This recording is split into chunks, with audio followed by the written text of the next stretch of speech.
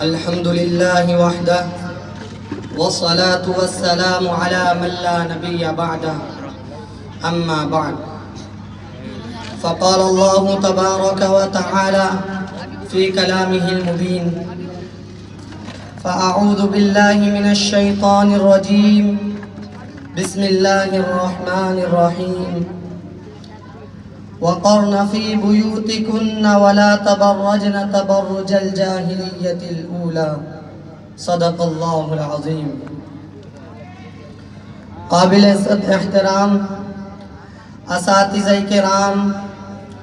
معزز سامعین، پردہ نشین میری ماؤں اور بہنوں، ابھی میں نے جس آیت کریمہ کی تلاوت کی ہے اس میں عورتوں کو اپنے گھروں میں رہنے کی تلقین کی گئی ہے اور بلا ضرورت گھر سے باہر نہ نکلنے اور بازاروں میں سیر و تفریح کرنے سے منع کیا گیا ہے، مگر اس کے باوجود آج عورتوں سے شرم و حیا کا جنازہ اٹھ گیا، بے حیائی و بدکاری کی کوئی حد نہ رہی، زناکاری، مکاری، عیاری عام ہوتی چلی گئی، گانے باجے عام ہوتے چلے گئے، جس کی وجہ سے آج ہر جگہ، ہر شہر اور ہر قصبے میں عیاشی کے اڈے قائم ہونے لگے۔ مگر افسوس صد افسوس، اب ان مہلک بیماریوں میں مسلم خواتین بھی جم کر حصہ لینے لگی۔ انہوں نے اپنے دین و اسلام کے تمام احکامات کو ٹھکرا کر یورپ کی تہذیب و تمدن کو اختیار کر لیا، ایسے کپڑے استعمال کرنے لگی جس سے جسم کا تمام نشیب و فراز نمایاں ہے، دوپٹے کو گلے کا ہار بنا لیا۔ اب اگر شریعت اسلامیہ کی کسوٹی پر ان کو تولا جائے تو آپ ہرگز نہ کہیں گے کہ یہ تصویر ہے فاطمہ الزہرا رضی اللہ عنہا کی اور ام کلثوم رضی اللہ عنہا جیسی پاکیزہ سیرت کی، یا شریعت محمدیہ سے ان کا کوئی تعلق اور لگاؤ ہے، بلکہ مذہبی تہذیب و تمدن کا بدنما مجسمہ ہے۔ اے بنت حوا، اپنی تاریخ الٹ کر تو دیکھ، تجھے دنیا میں جینے کا حق نہیں دیا جا رہا تھا، زندگی کی بھیک تجھ کو نہیں دی جا رہی تھی، تیرا وجود باعث ذلت و رسوائی تھا، تیرے تولد کی خبر سن کر تیرے باپ کا چہرہ سیاہ ہو جاتا تھا، دنیا میں تیرا رہنا بہت بڑا ظلم سمجھا جاتا تھا، ادھر تو پیدا ہوتی ادھر تیرے لیے گڑھا تیار کر لیا جاتا، تو ابھی دنیا کی ایک بہار بھی نہ دیکھ پاتی کہ تجھ کو گڑھے میں ڈال کر سینکڑوں من مٹی تیرے اوپر ڈال دی جاتی، تیری زندگی کا چاند ابھی اپنی روشنی پھیلا بھی نہ پاتا کہ اس کے غروب کا وقت آ جاتا، گویا تو ہر طریقے سے ظلم و ستم کے شکنجے میں جکڑی ہوئی تھی، جبر و تشدد کے پہاڑ تیرے اوپر توڑے جا رہے تھے اور کوئی تیرے وجود کا بچانے والا نہ تھا۔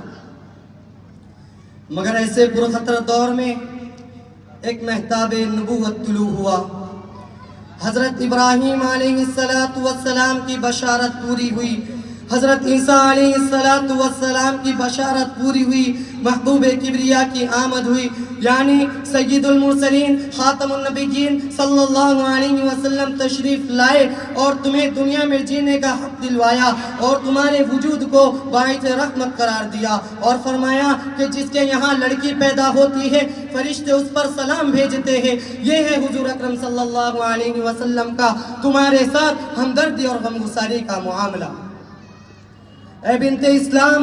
تو اپنے مقام و مرتبے کو دیکھ، تو حسن کا پیکر ہے، تو تہذیب و تمدن میں انقلاب برپا کر سکتی ہے، تو رحمت ہے، تو اپنے وجود ہستی کو مٹا سکتی ہے، مگر اپنی عزت و آبرو، عصمت و عفت پر بدنما داغ نہیں لگا سکتی، تو گھر کی زینت ہے، تیرے لیے بازاروں میں گھومنا زیبا نہیں، تو تصویر ہے فاطمہ الزہرا رضی اللہ عنہا کی، تیری سیرت مثل ام کلثوم ہونی چاہیے۔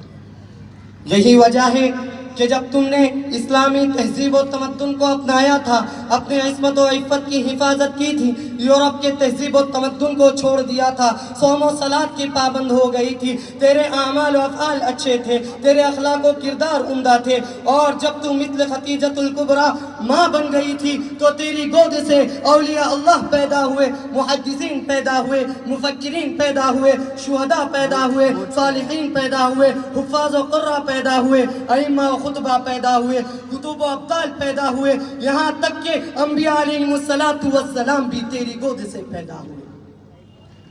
مگر افسوس اے بنت حوا، جب تیرے اعمال خراب ہو گئے، یورپ کی تہذیب و تمدن کو تم نے اپنا لیا، اپنے عصمت و عفت کو بازار کا نمونہ تم نے بنا دیا، گلے کی زینت دوپٹے کو ہار کا درجہ دے دیا، بازاروں میں سیر کرنا تیرا شیوا بن گیا، کندھے سے کندھا ملا کر چلنے کو تم نے پسند کر لیا، غرضے کے اسلام نے تجھے زمین سے ثریا تک پہنچا دیا اور تو نے ان تمام کو فراموش کر دیا اور یورپ کی تہذیب و تمدن کو اختیار کر لیا اور بازاروں میں ٹہلنا تیرا شیوا بن گیا۔ حالانکہ اللہ رب العزت نے قرآن کریم میں ازواج مطہرات کو براہ راست اور مسلم خواتین کو ان کے واسطے سے مخاطب کر کے فرمایا وَقَرْنَ فِي بُيُوتِكُنَّ وَلَا تَبَرَّجْنَ تَبَرُّجَ الْجَاهِلِيَّةِ الْأُولَى، کہ اپنے گھروں میں قرار پکڑو اور زمانے جاہلیت کی عورتوں کی طرح مت پھرو۔ آیت کریمہ میں اللہ رب العزت نے پردے کی طرف اشارہ فرمایا ہے کہ اے مسلم خواتین، زمانے جاہلیت کی عورتوں کی تہذیب و تمدن کو چھوڑ دو اور ان کی طرح بے لگام مت پھرو۔ اے امت مسلمہ کی ماؤں، قرآن کریم میں اللہ رب العزت نے نبی کریم صلی اللہ علیہ وسلم کو حکم دیا وَقُلْ لِلْمُؤْمِنَاتِ يَغْضُضْنَ مِنْ أَبْصَارِهِنَّ وَيَحْفَظْنَ فُرُوجَهُنَّ، کہ نبی صلی اللہ علیہ وسلم آپ تمام مومنات سے کہہ دیجئے کہ اپنی نظروں کی حفاظت کرے، کہ اپنے نظروں کو جھکا لے اور اپنے شرمگاہوں کی حفاظت کرے۔ مگر آج تم نے نظروں سے نظریں ملانے کو فیشن بنا لیا، آنکھ سے آنکھ لڑانا تیری ترقی میں داخل ہو گیا۔ اے امت مسلمہ کی ماؤں، ذرا سوچو تو صحیح، اگر تم نے اپنے اعمال و افعال کو درست نہ کیا تو قیامت کے دن اللہ رب العزت کے سامنے کیا منہ دکھاؤں گی؟ اے بنت حوا، تو اپنے مقام و مرتبے کو دیکھ، تو حسن کا پیکر ہے، تو تہذیب و تمدن میں انقلاب برپا کر سکتی ہے۔ اے بنت حوا، ذرا تو اپنے سر کو اٹھا اور دیکھ آج سے 1400 سال قبل عورتوں نے کیا نمایاں کارنامے انجام دیے۔ دیکھ حضرت سمیہ رضی اللہ عنہا کو دین کے تحفظ کے خاطر شہید کر دی گئی۔ اگر صداقت و عدالت دیکھنی ہے تو دیکھ حضرت عائشہ صدیقہ رضی اللہ عنہا کو، اگر ایثار و قربانی دیکھنی ہے تو دیکھ حضرت خدیجۃ الکبریٰ رضی اللہ عنہا کو، اگر جود و سخاوت دیکھنی ہے تو دیکھ حضرت ام سلمہ رضی اللہ عنہا کو، اگر حیا دیکھنی ہے تو دیکھ حضرت فاطمہ الزہرا رضی اللہ عنہا کو، اگر پاکیزہ سیرت دیکھنی ہے تو دیکھ حضرت ام کلثوم رضی اللہ عنہا کو۔ اے مسلم خواتین، تم کو فخر کرنا چاہیے حضرت سمیہ رضی اللہ عنہا کی شجاعت پر، حضرت عائشہ صدیقہ رضی اللہ عنہا کی صداقت و عدالت پر، حضرت فاطمہ الزہرا رضی اللہ عنہا کی حیا پر، حضرت خدیجۃ الکبریٰ رضی اللہ عنہا کی جود و سخاوت پر، حضرت خدیجۃ الکبریٰ رضی اللہ عنہا کی جود و سخاوت پر، حضرت ام کلثوم رضی اللہ عنہا کی سیرت مقدسہ پر، مگر افسوس تم نے ان تمام کو فراموش کر دیا۔ اے بنت حوا، آج ضرورت ہے معاشرے کے اصلاح کی، آج ضرورت ہے صلاح الدین ایوبی کی، آج ضرورت ہے نور الدین زنگی کی، آج ضرورت ہے محمد بن قاسم کی، آج ضرورت ہے ٹیپو سلطان کی، آج ضرورت ہے محمد علی جوہر کی، آج ضرورت ہے شوکت علی گوہر کی۔ اب سوال یہ ہے کہ یہ پیدا کیسے ہوں گے؟ تو سنو، اگر تم نے اپنے اعمال و افعال کو درست نہ کیا تو سنو، اگر تم نے اپنے اعمال و افعال کو درست کر لیا، یورپ کی تہذیب و تمدن کو چھوڑ دیا، صوم و صلاۃ کی پابند ہو گئی، تو آج بھی تیری